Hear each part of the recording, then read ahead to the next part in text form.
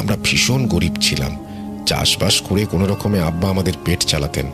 তাই দুটো বেশি পয়সার জন্য মাঝে মাঝে আব্বা মাছ ধরে হাটে বিক্রি করতেন, বাড়ির জন্য নিয়েও আসতেন। সেরকম একদিন রাতে আব্বা বিলে মাছ ধরতে যান। প্রচুর মাছ উঠেছিল সেই রাতে। মাছ ধরতে ধরতে কখন যে তালবাগানের কাছে চলে গেছেন খেয়াল নেই। তালবাগানের কাছে আসতেই হঠাৎই ঝরঝর করে তাল গাছ নড়ে উঠল। আব্বা জানতেন ওখানে জিনদের বাস, কিন্তু ততক্ষণে দেরি হয়ে গেছে। তিনি একেবারে তালবাগানের গা ঘেঁষা বিলে জাল ফেলে দিয়েছেন। একদিকে মাছের লোভ যায় না, অন্যদিকে তালবাগানে তখন আচমকাই তুমুল ঝড় উঠেছে। তবুও কয়েক মিনিট সাহস করে দাঁড়ানোর পর জাল তুলে আব্বা কোনো রকমে দোয়াদুরুদ পড়ে নিজের শরীর বন্ধ করে মাছের পুঁটলি ও জাল নিয়ে সোজা বাড়ির দিকে রওনা দেন। এদিকে অন্ধকারে ঢাকা তালবাগানের ভেতর থেকে একটা ফ্যান ফ্যানে কণ্ঠস্বর ক্রমাগত ভেসে আসছিল। কিরে, দাঁড়া দাঁড়া বলছি। আমার এলাকায় এসে মাছ ধরবি আর আমাকে না দিয়ে চলে যাবি? আব্বা সেদিকে না তাকিয়ে আপন মনে আয়তাল কুরসি পড়তে পড়তে বাড়ির দিকে রওনা দেন। বাড়ি পৌঁছে আম্মুকে কিছু বলেননি, মাছগুলো আম্মুর হাতে দেন।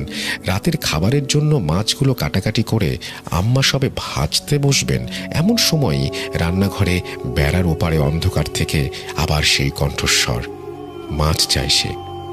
এদিকে এটা শুনে আম্মা তো চিৎকার দিয়ে পড়ি কি মরি করে দৌড়ে ঘরের ভেতরে ঢুকে হাঁপাতে হাঁপাতে আব্বাকে সবকিছু খুলে বলেন। বিষয়টা শুনে আব্বা রান্নাঘরে যান এবং বেড়ার ওপারে থাকা প্রাণীটিকে বলেন, ঠিক আছে, তুই একটু দাঁড়া, এখনো তো মাছ ভাজা হয়নি, আগে ভাজা হয়ে যাক তারপরে দেব। এরপর আব্বা নিজেই মাছ ভাজতে বসেন। তখনকার দিনে কাঁসা পেতলের বাসন কোসন হতো। আব্বা উনুনের পাশে গিয়ে একটি পিতলের খুন্তি উনুনের কাঠের আগুনে গরম করে টকটকে লাল করেন। এরপর বেড়ার দিকে বাড়িয়ে দিয়ে বলেন, এই নে মাছ নে। আব্বার কথা অনুযায়ী সেই সময় নাকি ওই পাশ থেকে কেউ একজন হাত দিয়ে মাছ নিতে চায়। খানিক বাদে মরমর করে বেড়া চির গলা মাত্রই আব্বা গরম খুন্তি সেই কুচকুচে হাতের তালুর ওপরে দিয়ে দেয়। সঙ্গে সঙ্গে বিকট চিৎকার ভেসে আসে বেড়ার ওপার থেকে, যেন কেউ কাকের মতো তারস্বরে কাঁ কা শব্দে চিৎকার করছে এবং কিছু একটা বলছে। এইভাবে বেশ কিছুক্ষণ ঝটপট শব্দ আসার পর সবকিছু ঠান্ডা হয়ে যায়, আর কিছু শোনা যায় না। আব্বা আম্মাকে বলেন সেই মাছ আর রেঁধে লাভ নেই, সব ফেলে দিতে বলেন। সেই মতো আম্মা সবকিছু ফেলে দেন। রাতে বেড়ার বাইরে গিয়ে দেখার মতো আর কারোর সাহস হয়নি। পরদিন সকালে রান্নাঘরের পেছনে গিয়ে সবাই অবাক হয়ে দেখেন ঝলসে পড়ে থাকা একটা কাক। এর বেশ কিছুদিন পর আব্বা অদ্ভুত রকমের স্বপ্ন দেখতে শুরু করেন। আব্বা স্বপ্নে দেখেন তালদিঘিতে স্বর্ণ নৌকা ভাসছে, আর তার মধ্যে বিভিন্ন রকমের স্বর্ণের বস্তুসহ ৩-৪ জন মানুষের ন্যায় অবয়ব বসে আছে, যাদের কাপড় সহ গায়ের রং পুরো স্বর্ণের মতো। অথচ আশ্চর্যের বিষয়, মাথা নেই। মাথাবিহীন দেহে তারা দিঘিতে ওই নৌকাটি বাইছে আর আব্বাকে ডাকছে। এখানে ছোট করে বলে রাখি, গলা কাটা অমাবস্যা নামে একটি প্রচলিত কুসংস্কার বা প্রবাদ আছে আমাদের এলাকায়। এটি আজও প্রচলিত।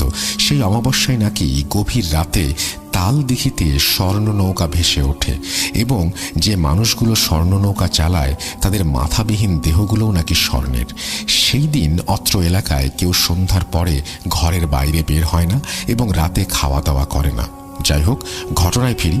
দাদি বলেন, আব্বা এরকম স্বপ্ন বেশ কয়েক মাস ধরে অমাবস্যার রাতে দেখতে থাকেন। স্বপ্নে মাথাবিহীন স্বর্ণ রং বিশিষ্ট মানুষগুলো আব্বাকে প্রলোভন দিত যে আব্বা যদি গলাকাটা অমাবস্যার রাতে সম্পূর্ণ বিবস্ত্র হয়ে পার্শ্ববর্তী কবরস্থানে একটি বিশেষ জায়গায় পাট দিয়ে আসতে পারে এবং পরবর্তী অমাবস্যায় পাটটি যদি পুনরায় খুলে আনতে পারেন, তাহলে উনি একজন পরহেজগার মানুষ হিসেবে অনেক জ্ঞান অর্জন করবেন। ওনার কাছে গোলাম থাকবে জিন, উনি অনেক মানুষের উপকার করতে পারবেন এবং সেই রাতে তালদিঘির নৌকায় যে স্বর্ণালঙ্কার ও রত্ন থাকবে তার সবই উনি ভোগ করতে পারবেন।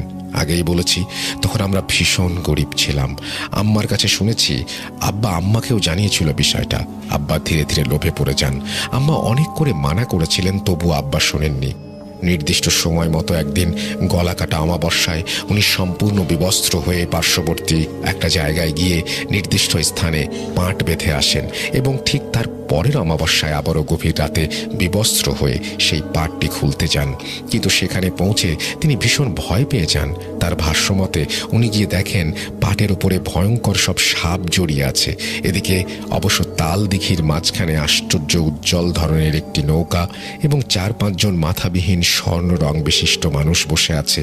নৌকায় অসংখ্য অলংকার, স্বর্ণ বিশিষ্ট বস্তু সেই গাঢ় অন্ধকারেও চকচক করছে। আব্বা সাহস করে হয়তো পাট খোলার চেষ্টা করতেন, কিন্তু কেন যেন কোনো এক অজানা কারণে তিনি আর এগোননি। আল্লাহর অশেষ কৃপায় তিনি সেদিন প্রাণে বেঁচে ফিরেছিলেন। পরবর্তীতে নাম না জানা এক দুরারোগ্য অসুস্থতায় মাস 2-এর মধ্যেই আব্বা মারা যান। আসলে আম্মা বলেছিলেন হয়তোবা সেই জিন আব্বাকে ছলনা করে সেদিন নিয়ে গিয়েছিল মারার জন্য, কিন্তু আল্লাহর রহমতে তা করতে পারেনি বলে অন্য কোনো পদ্ধতিতে রোগের মাধ্যমে হয়তো আব্বাকে মেরে ফেলেছে।